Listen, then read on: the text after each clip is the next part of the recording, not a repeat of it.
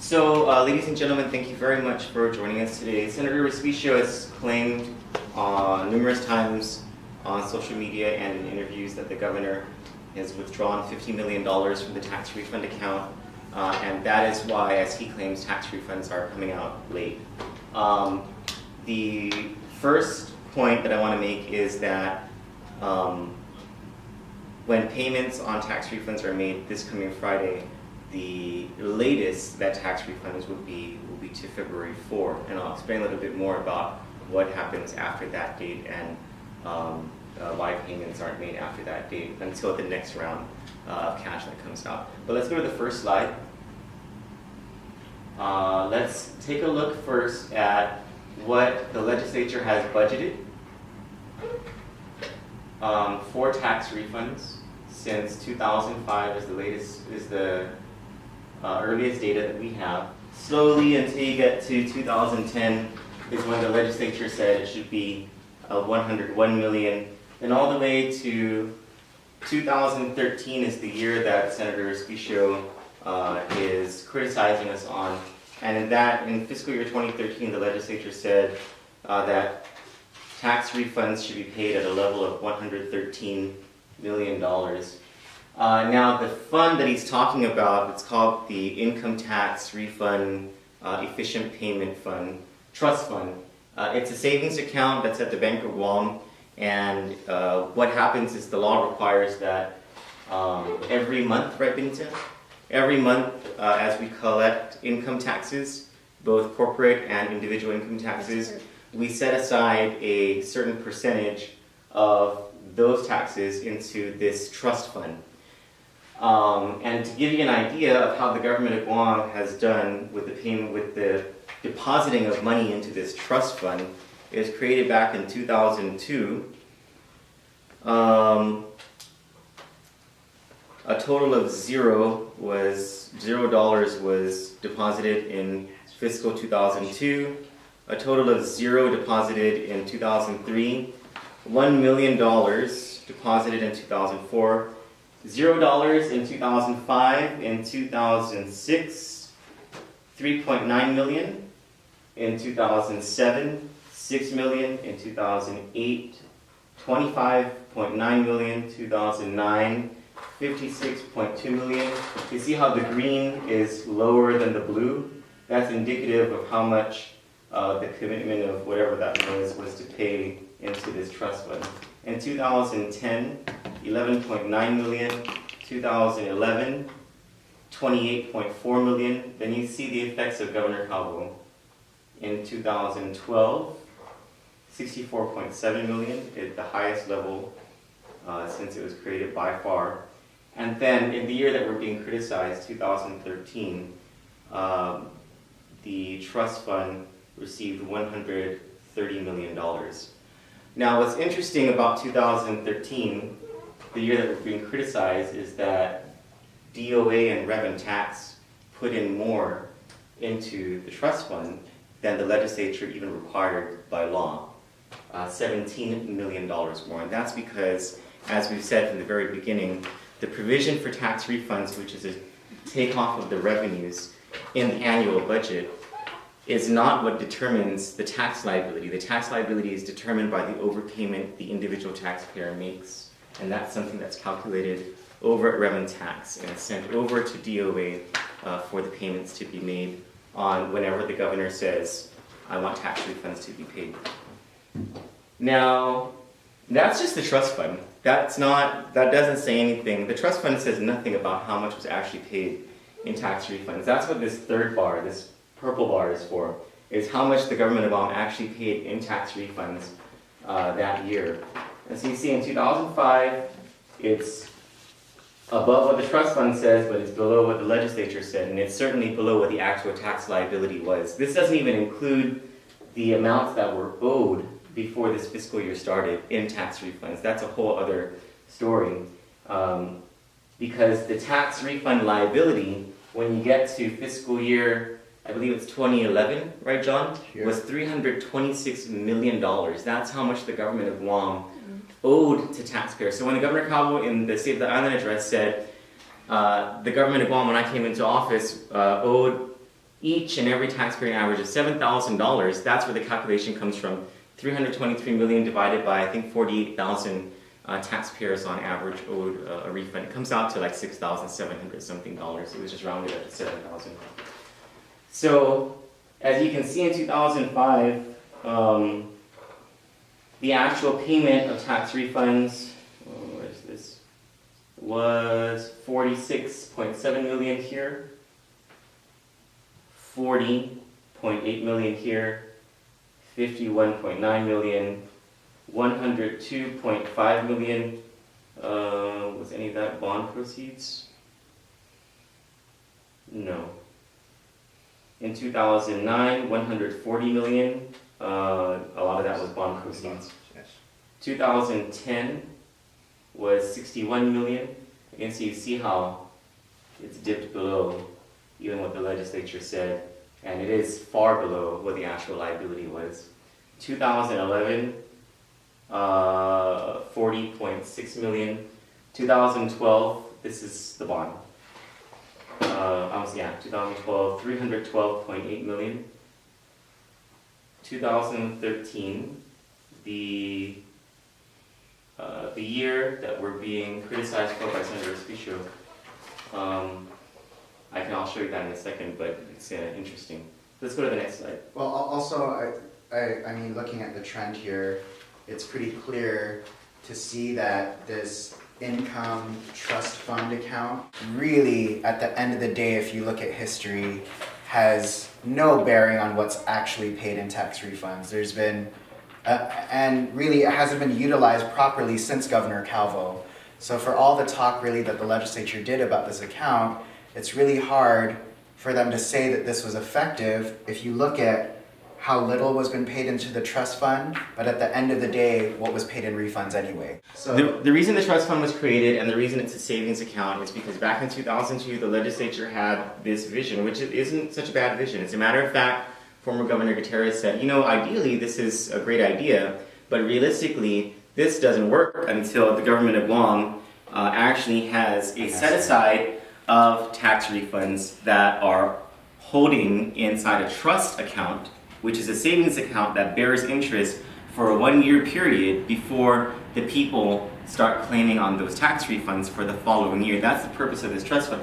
The reason why the legislature created this fund was because they wanted to protect the interest that would accrue in that 1-year period, and they wanted to say that the governor shall not use that interest unless it's appropriated by the legislature. That's why the trust fund was created. But it has never ever worked as it was supposed to work because of the poor fiscal policies of the past where tax refunds couldn't be paid on time. So what you had happen was revenues that were collected for tax refunds within a given fiscal year were used to pay down tax refunds for 3 to 4 years prior that were owed and accruing at a high interest rate. And so that was the purpose in fiscal year 2011 when the governor said, I want to borrow $343 million on the bond market, not just to pay off all existing obligations in tax refunds, but to put money away into the trust fund so that we would have refunds for the following year. And if you can remember this, you can get all of your news clips out when Benita was at the legislature explaining how this works, explaining the need to deposit the money into the trust fund. Senator Pangilinan said, that's not true. You don't need that money to put into the trust fund. Check your news files because that's exactly what he said. Do you want to elaborate on that, Benita? Money that has been collected this year is supposed to be set aside to pay for next year's 5 years. In a perfect world. And when you explained that to Senator Pangilinan, what did he say to you? No, I mean, they didn't want to hear that. They just want to hear what they want to hear. And so when the governor said, I will not compromise on this amount, if you remember that, I will not compromise. He said, it's do the 343 or there's no deal. Senator Respicio came back that same evening and he basically threatened to shut down the entire process. It was him who threatened to shut down the entire process, and he talked about how if you don't come to the table, when you're not willing to come to the table to compromise, then this bill is dead on arrival. He was the one who actually shut down the entire reason for going off of the 343, and cause that bill to be divided into two series, the Series A and the Series B, and for some of the proceeds that would have gone into the trust fund to be diverted somewhere else. And we mentioned this several times on the floor, in our news releases, and on radio stations, that this would be the consequence of it. And it was Senator Refunds who blocked and thwarted the effort to put the money into this trust fund. And now he's coming back and saying that this was the governor. That's a complete falsehood and a complete lie. Let's go to the next chart. So we'll want to show you what was required to be deposited in fiscal year 13 from October of 2012 through September of 2013. What was actually deposited into the trust fund and the amount of refunds that were really paid. So I'll just take you one by one, and then I'll explain to you how this works. According to the legislature's math, the $113 million that's supposed to be deposited into the trust fund, that was broken down by formula based on a trend of cash receipts, right, Benita? Based on a trend of cash receipts. So that in October, there was a required deposit into the trust fund of $8 million. Then in November, $5 million. Let's take it month by month. So the legislature said put $8 million, all you need is $8 million for tax refunds in that month. We actually deposited $9.3 million in October of 2012. In November, the legislature said $5.8 million. We deposited $3,238. In December, the legislature said $10.7 million. We deposited $2 million. In January, the legislature said $8.9 million. We deposited $13 million. February, legislature $6.5 million. Us $7.1 million. In March, they said deposit $11 million. We deposited $9 million. In April, they said deposit $17.7 million. We deposited $25.6 million. In May, they said deposit $6.8 million. We deposited $7 million. In June, $9.8 million, and we deposited $10.2 million. In July, they said deposit $9.3 million, and we deposited $8.6 million. In August, they said deposit $5.9 million, and we deposited $10.4 million. And in September, they said deposit $11.2 million, and we deposited $27.4 million. Now, the actual payment of tax refunds is a whole different story. Now, the required deposit by the legislature is based on some funky formula that they have that makes absolutely no sense to the payment of tax refunds.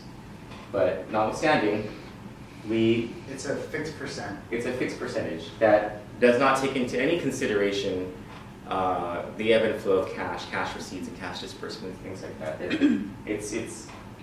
It's budgeting in a fantasy world. Because as we all know, there are certain months that are higher in cash collections and certain months that are slower in cash collections. And you can see it here. You know which months are slower in cash collections when you see what the actual deposits are. So in October we have high cash receipts. Is that because of the filing period extension, the 6-month late extension? That is another. That's one of the factors. Yes. Plus, it's a high gross receipts month. The 6 months, those taxpayers that are filing, that get an extension.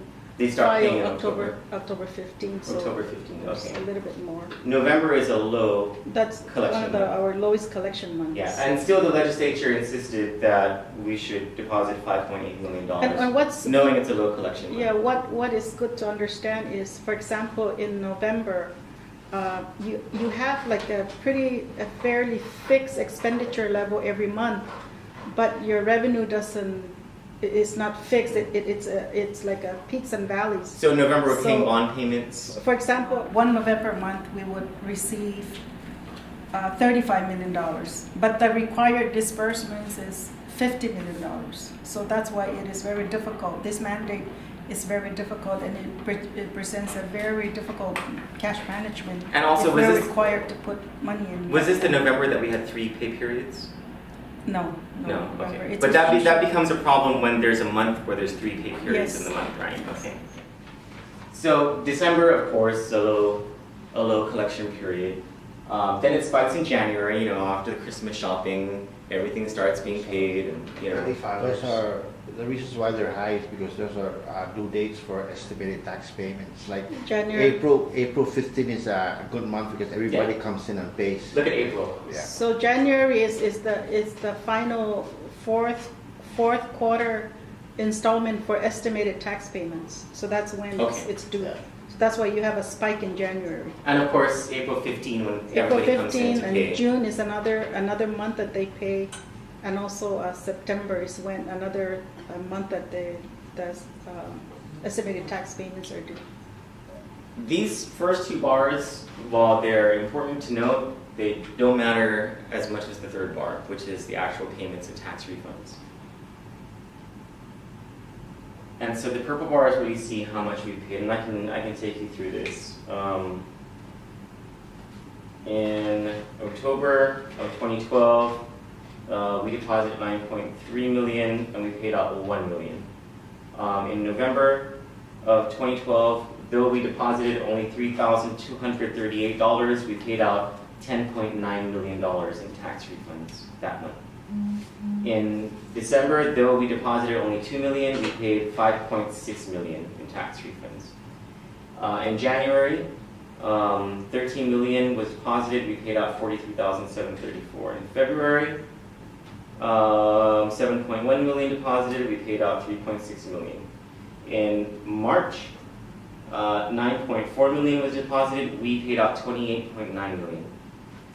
April, 25.6 million deposited, we paid out 19.8 million. May, we deposited 7 million, we paid out 209,000. June, we deposited 10 million, we paid out 21.8 million. July, we deposited 8.6 million, paid out 0. In August, deposited 10.4 million, paid out 17.6 million. September, we wrapped it all up. We deposited 27.4 million and we paid out 27.4 million. Let's go to the next slide. Go ahead. This is how much the legislature told us to pay in tax refunds, 113 million. This is how much we deposited into that trust fund account, 130 million, the most that's ever been deposited in the history of that account. And despite the law telling us to pay only 113 million, and despite the other law telling us to pay only 130 million, we actually paid out $137 million in tax refunds in fiscal year 2013. More than the trust fund required and more than the legislature required. So where Senator Respicio is getting that we withdrew $50 million and didn't use that for tax refunds, I have no idea, and I wish he was here to answer that question because he didn't have a problem lying about it in social media and to the rest of the media. So from January 2nd is when the first 9 people filed for their tax refunds, totaling $31,000. All the way to February 3rd, that's when we're paying up tax refunds. That's a total of 7,983 taxpayers who are going to receive $34 million. Is it 34? About right now, 20. Right now it's 38 all the way up to the 5th. So Okay. To the 24. 4th of February, I think we need about 27 million. 27 million. 27 million. So 7,983 people have filed, which is already double the amount from all the way to the 5th of last year. That's to the 3rd of February. What happened was on January 30th, the governor revealed, I guess it was kind of a surprise, where he said, okay, we're going to start paying tax refunds for this year. On the 30th, 740 people, up until that date, it was by far the largest number, filed for their tax refunds on January 30th. Then the governor announced it later that day that he's going to pay tax refunds. On January 31, over double the number from the previous day went to file. 1,679 people went to file. That was a Friday. Somehow people were able to file, 15 people were able to file on Saturday, and 40, the easy, the 1040 easy. 15 single people filed on Saturday online, and 40 single people filed on Sunday online. And then when revenue tax opened on the 3rd, 1,962 people filed. And then on the 4th, 1,674 people filed, and then on the 5th, 1,714 people filed. That's an amazing amount of people I per think day. what is very important to point out is the required deposit for fiscal year 2013 to up to end of March is about $44 million, and we have paid out $44.8 million in tax refunds. Yeah, we paid out I $2 don't know where's their million more than what they are requiring us to pay. So. There's also 2 points I want to add. Because we're going back to history, and because there's accusations made against the administration for borrowing from the tax refund reserve account to pay for operations, that actually wasn't the administration who did that. That was actually a result of the Democrat-led legislature. When you overproject revenues, what you end up doing, by definition, what the government did was steal from tax refunds to pay for operations to cover the shortfall because revenues were overprojected. But and it was in 2011 where Senator Respicio said he would rather owe the people than the bank. And so we came back and we said, no, you shouldn't owe the people, you shouldn't have them wait. The people didn't ask to wait for the tax refund. They didn't give the government of Guam permission to hold their tax refunds that pay for operations. That was our argument to Senator Respicio. So again, the first point I wanted to make was while Senator Respicio is saying Governor Calvo and the administration are the ones who are borrowing refunds for operations, that was a historic move the government was doing because of the overprojections coming from the budgets made by the Democrats. The second point I wanted to make is when Senator Respicio falsely accuses the governor and this government of paying tax refunds late, actually, if you look at our calendar year, we've already paid, as Troy said, beginning January 30th, we paid $34 million in tax refunds for the current year. Well, by Friday. By Friday, $34 million in tax refunds for the current year. That's unprecedented. Not only is it unprecedented, that's $34 million that's paid before any court-ordered countdown begins. Because as the court has ordered, the countdown for 6 months of payment doesn't begin until April 15th or 6 months after you file, whichever is later.